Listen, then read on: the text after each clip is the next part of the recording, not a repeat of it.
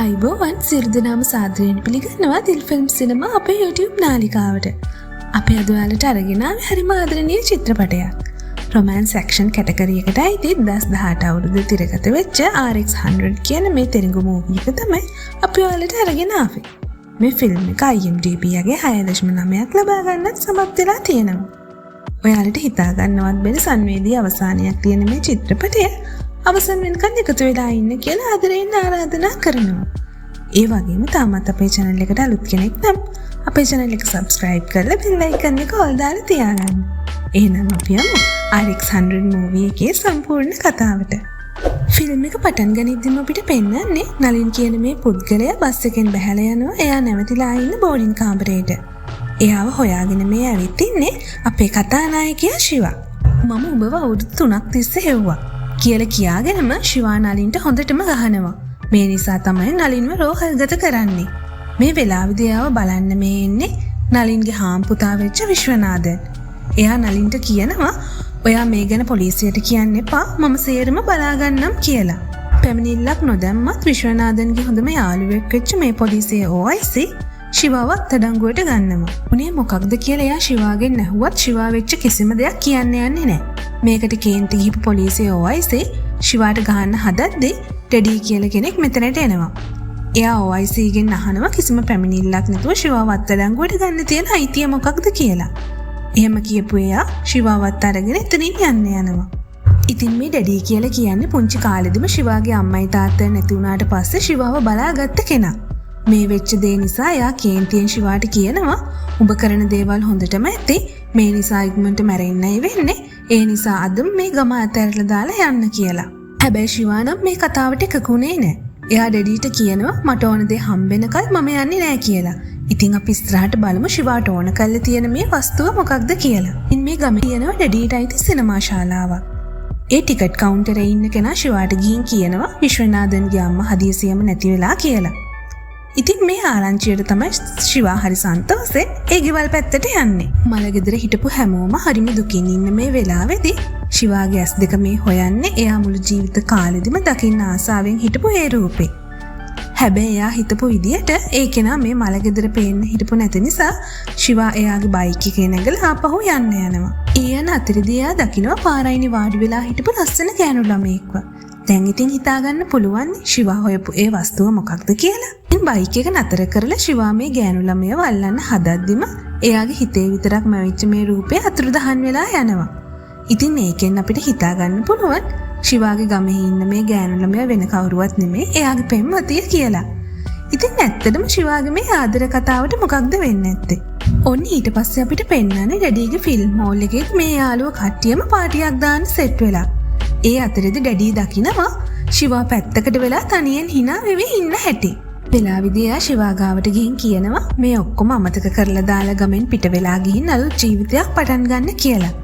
ඒ වෙලාවේදී ආයිමත් ශිවා කියන්නේ ඩැඩි ඔයා මගෙන් ජීවිතේ උනත් ඉල්ලන්න. හැබැයි මේ ගම දාලා නම් මට යන්න කියන්න එපා කියලා. මේ කතාවට හොඳටම තරහ ගිහපු ඩැඩි එතනින් පිට වෙලා යනවා.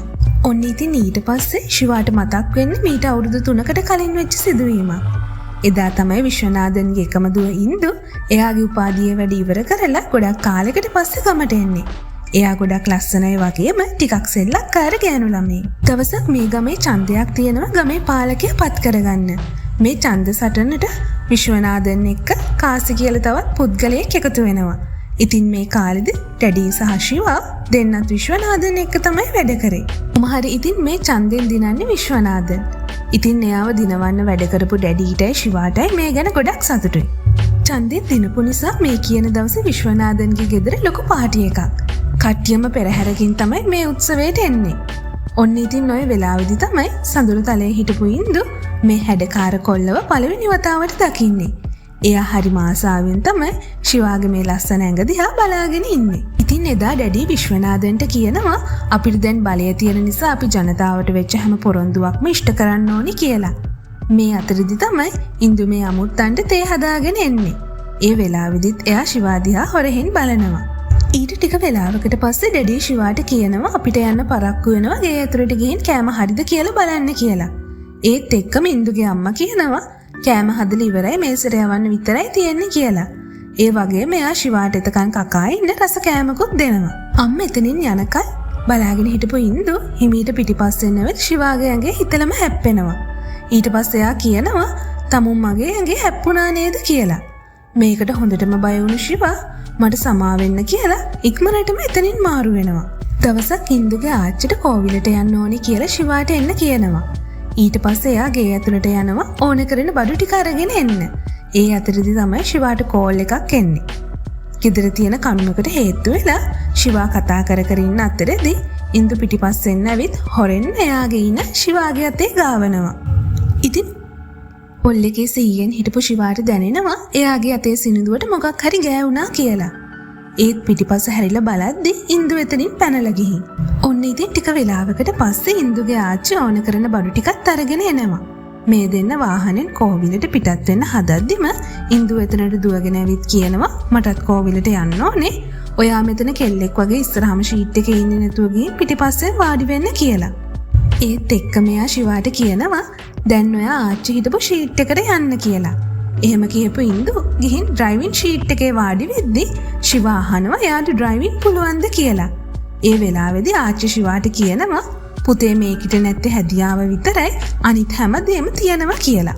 වාහනේ අතට ගත්ත ඉන්දු ගොඩක් වේගෙන් තමයි ඩ්‍රයිවිං කරන්නේ. මේ නිසා ආච්චි වගේම ශිවත් හිටියේ ටිකක් බය වෙලා. ආච්චිව කෝවිල ගාවින් බස්සවලා ඉන්දු ආයෙමත් ශිවත් එක්ක වාහනෙන් යනවා වෙන කෝවිලක් ගාවට. ඒ යන අතරේදී ඉන්දු ශිවාට කියනවා තමුන් හිතන් ඉන්නේ මම තමුන්ගේ ඩ්‍රයිවර් කියලාද මම කියන වෙලාවට වාහනේ ගියර් මාරු කරන්න කියලා. ඉතින් ශිවා නම් මේ වැඩේ කරේ ටිකක් තරහෙන් වගේ. ඔන්න ඉතින් ටික වෙලාවකට පස්සේ මේ දෙන්නම යනවා කෝවිලට. මේ හැම දෙයක්ම කරලා ඉන්දුට නම් ඕනේ කොහොම හරි ශිවාට ලන් වෙන්න. මේ අතරේදී තමයි ගමේ තවත් ප්‍රශ්නයක් ඇති වෙන්නේ. ගමට අයිති වැලි ආකාරයකින් ගමේ මිනිස්සු වැලි අරගෙන යද්දී ඒ අයගෙන් සල්ලි අරගන්න කියලා විශ්වනාഥන් එයාගේ ගෝලේ පත් කරලයි තිබුණේ. ඉතින් මේක දැනගත්ත ඩැඩි විශ්වනාഥන්ගෙන් ගිහින් අහනවා ඇයි ගමේ මිනිස්සුන්ට අයිති ස්වභාවික සම්පත් වලින් සල්ලි අය කරගන්නේ කියලා. ඒ වෙලාවේදී විශ්වනාഥන් කියන්නේ ඡන්දෙට ගොඩක් සල්ලි වියදම් වෙච්ච නිසා ගමේ මිනිස්සුන්ගෙන් ඒව අය කරගන්න වෙනවා කියලා. ඔය කතාවට ඩැඩි සම්පූර්ණයෙන්ම විරුද්ධ වෙච්ච නිසා මේ දෙගොල්ලෝ අතර ලොකු රණ්ඩුවක් ඇති වෙනවා. මේ අතරදී විශ්වනාഥන්ගේ ගෝලයෙක් වෙච්ච නලින් එක්ක ශිවා පැටලුණු නිසා විශ්වනාഥන්ගේ ගෙදර උඩ තට්ටුවට දුවපු නලින්ගේ පස්සෙන් ශිවත් දුවගෙන යනවා. මේක දැකපු ඉන්දු එකපාරටම ශිවාව එයාගේ කාමරයට ඇදලා ගන්නවා. ඒ වෙලාවේදී එයා කියනවා මම ඔයාට පිස්සුවෙන් වගේ ආදරය කරනවා අනේ මට කැමති වෙන්නකෝ කියලා. ඒත් ශිවාට නම් මේ කිසිම දෙයක් හිතා ගන්නවත් බෑ. ආයිමත් ඉන්දු කියනවා ඔයා කැමති නම් අපි අදම කසාද බැඳලා ඉක්මනටම ළමයි ගොඩකුත් හදමු කියලා. ඉන්දුගේ ආදරණීය වචන හැනවත් එක්කම විශ්වනාഥනුයි ඩැඩි අතර රණ්ඩුවේ තාමත් අඩුවක් නැති වුණත් පළවෙනි ආදරයේ සුවඳ දැනෙච්ච ශිවා තනියම hina වෙවි එතනින් පිට වෙලා යනවා. ඔන්න ඉතින් එදා හවසම ශිවා ඩැඩිට කියනවා ඉන්දු ගැන එයාගේ හිතේ තිබුණු කැමැත්ත. ඒ වෙලාවේදී ඩැඩි කියනවා තව දවස් 2-3කට කලින්වත් කිව්වනම් මට මේ ගැන විශ්වනාഥන් එක කතා කරන්න තිබුණා. ඒත් අද අපි අතර ඇති වෙච්ච රණ්ඩුව නිසා එයා කොහොමත් මේකට අකමැති වෙයි. ඒක නිසා අපි තව ටිකක් ඉවසලා බලමු කියලා. ඉතින් එතනින් පස්සේ ඉන්දු ගෙදරටත් බොරු කියලා හැමදාම වගේ ශිවාව මුණ ගැහෙන්න එනවා. තමන්ට ඇති කරේ ගොඩක් නරක පුරුද්දක් නේද කියලා. ඇත්තටම ඉතින් ඉන්දු කියන්නේ ශිවාගේ පළවෙනි ආදරේ. ඒක නිසා ඉන්දු හැම වෙලාවෙම ශිවාට කියලා දෙනවා කොහොමද ගෑනු ළමයෙකුට හරියටම ආදරය කරන්නේ කියලා. ඉතින් දවසින් දවස ආදරෙන් මුසපත් වෙන මේ දෙන්නගේ සම්බන්ධතාවෙත් ටිකින් ටික තුර දිග යනවා.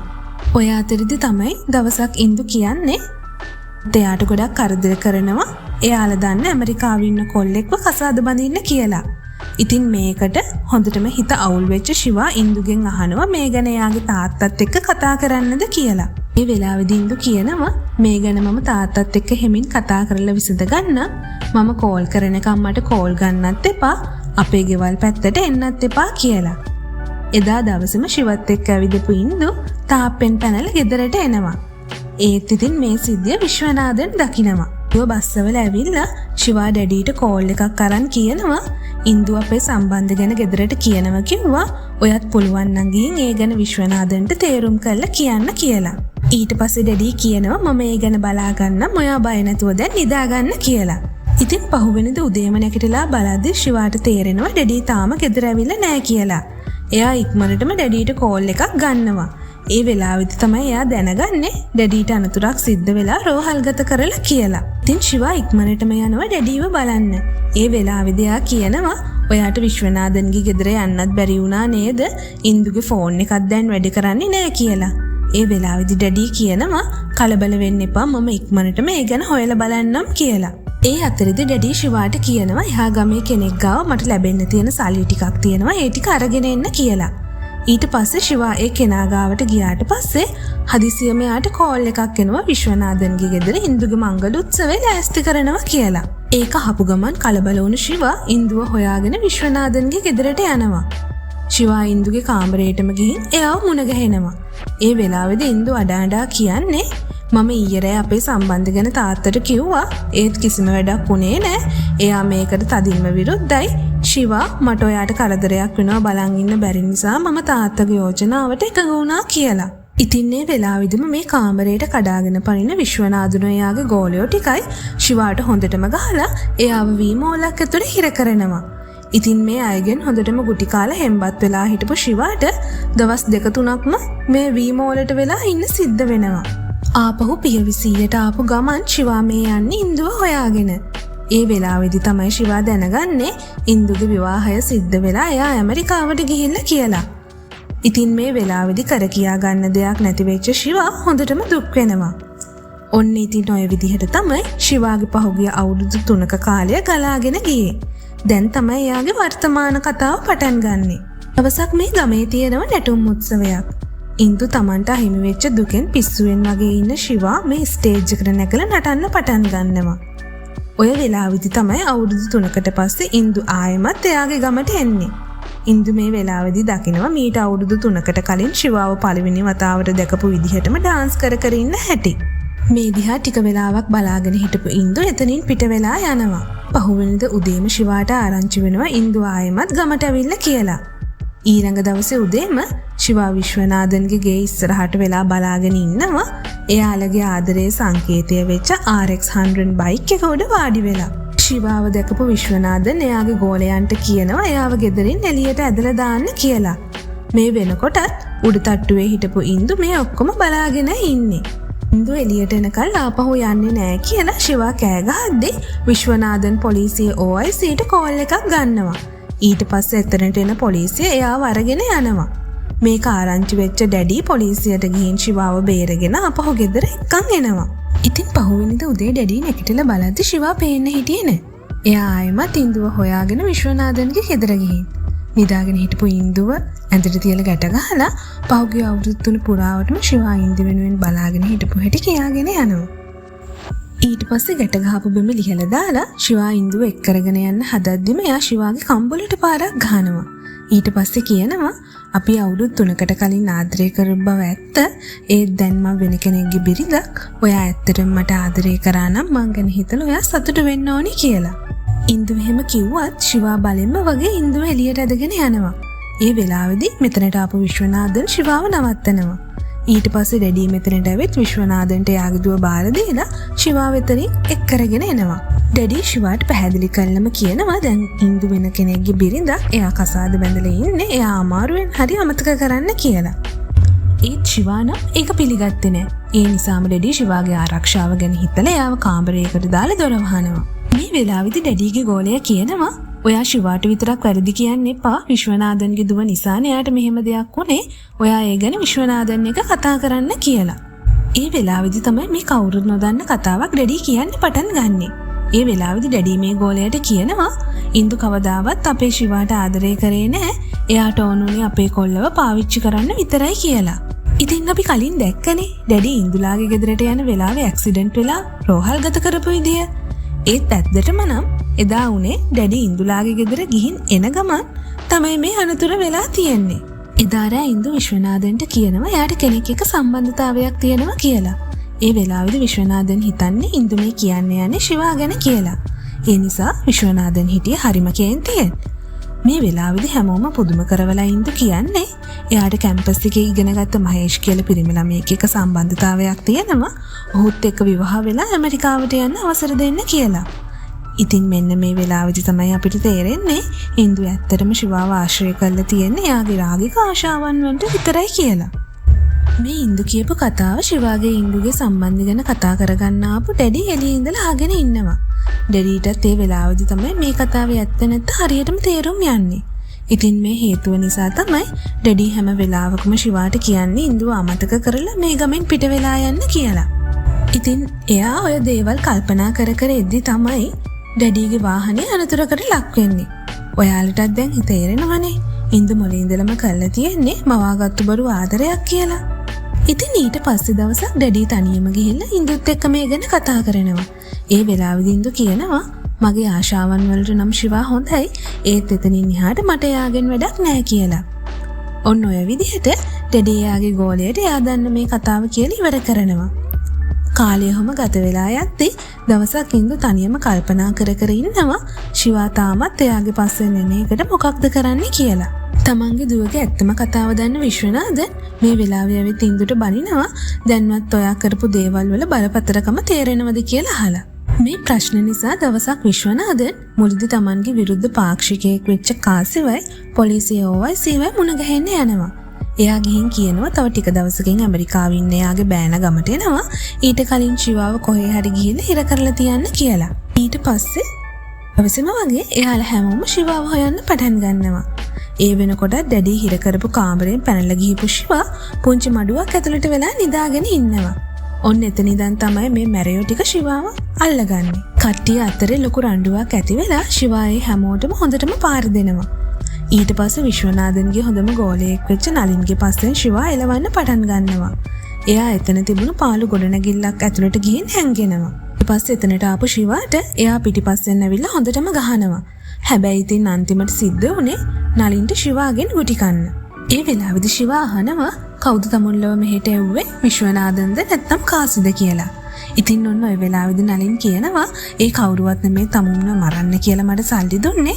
ඒ උඹ තාමත් පිස්සුවෙන් වගේ ආදරේ කරන හින්දු කියලා. හැබැයි මේ කතාව ශිවා විශ්වාස කරේ නෑ. ඒත් එක්කම තමයි නලින්ගේ ෆෝන් එකට ඉන්දුගෙන් කෝල් එකක් එන්නේ. ඒ වෙලාවෙදි ඉන්දු කියනවා ශිවාට කොහොමදවත්ම බේරෙන්න දෙන්න එපා කියලා. ඒ වෙලාවෙදි තමයි ජීවිතේ පළවෙනි වතාවට තමන්ගේ ආදරය ගැන ශිවාට කලකිරීමක් ඇති වෙන්නේ. ඒත් එක්කම ශනිකව නැගිටපු නලින් ලියුලක් අරගෙන ශිවාට ඇනගෙන යනවා. ඒත් අවසාන වතාවට නලින් ශිවාව මරන්න කලින් ඉන්දු කරපු බොරුව ගැන ශිවාට ඇත්තම විස්තරේ කියනවා. ඉතින් ඔන්න ඔය වෙලාවෙදී ආපු අධික කේන්තියත් එක්ක ශිවාගේ අතින් නලින්ගේ මරණය සිද්ධ වෙනවා. ඊට පස්සේ අපිට පෙන්නනවා ඉන්දු නලින්ට කෝල් එකක් ගන්නවා ශිවාට උනේ මොකක්ද කියලා දැනගන්න. ඔන්න ඔය වෙලාවෙදී තමයි ඉන්දුට ඇහෙන්නේ නලින්ගේ ෆෝන් එක එයාගේ කාමරය ඇතුලේ රින් වෙන සද්දේ. හැරිලා බලද්දී එයා දකිනවා ශිවා කාමරේට වෙලා ඉන්න හැටි. ඊට පස්සේ ඉන්දු හොඳටම බය වෙලා කාමරෙන් එළියට දුවන්න හදද්දිම ශිවා කාමරයේ දොර ලොක් කරනවා. ඊට පස්සේ ශිවා ඉන්දුගෙන් අහනවා ඇයි මගේ ජීවිතේට බලෙන්ම ඇවිත් මම කරපු අවංක ආදරයට පිටුපෑවි කියලා. එහෙම කියපු එයා ඉන්දුට කම්බුල් පාරකුත් ගහලා එයාගේ බෙල්ල හිර කරගන්නවා. එක වෙලාවකට පස්සේ බෙල්ලෙන් අල්ලලා ඉන්දුව බිමට වීසි කරපු ශිවා ඉන්දුට ආයිමත් කියනවා බය වෙන්න එපා. මම ඔයාට කවදාවත් කරදරයක් කරන්නේ නැහැ. මට ඔයාව මරන්න බෑ. මාව මරන්න ඔයා කරපු දේවල් ඔයා ජීවත් වෙලා ඉන්න හැම වෙලාවකදීම මතක් කර කර විඳවන්න ඕනි කියලා ශිවා එයාගේ පළවෙනි සහ එකම ආදරේ ඉස්සරහ පිටදීම සදහට මැස් දෙක පියාගන්නවා. මේ වෙලාවේදී විශ්වනාථන් එක ඩැඩිත් මෙතෙන්ට ආවත් එයාලට කරන්න කිසිම දෙයක් ඉතුරු වෙලා තිබ්බේ නැහැ. ඔන්න ඉතින් ඔය විදිහට අවංක ආදරේ වෙනුවෙන් දිවි පුදපු ශිවාගේ ආදර කතාවත් මේ වගේ කේදනීය අවසානිකුත් එක්ක නිමා වෙලා යනවා. ඉතින් අද චිත්‍රපටය ගැන ඔයාලගේ අදහස මොකක්ද? ඒ ගැන පහලින් කමෙන්ට් කරන්නත් අමතක කරන්න එපා. ඒ වගේම මේ වගේ ලස්සන චිත්‍රපටි බලන්න ඔයාත් ආස කෙනෙක් නම් දැන්ම අපේ channel එක subscribe කරන්න. ආයෙමත් ලස්සන කතාවකින් ඔයාලා හම්බ වෙනකල් අදට ඔයාලගෙන් සමුගන්නවා. හැමෝටම සුබ දවසක්.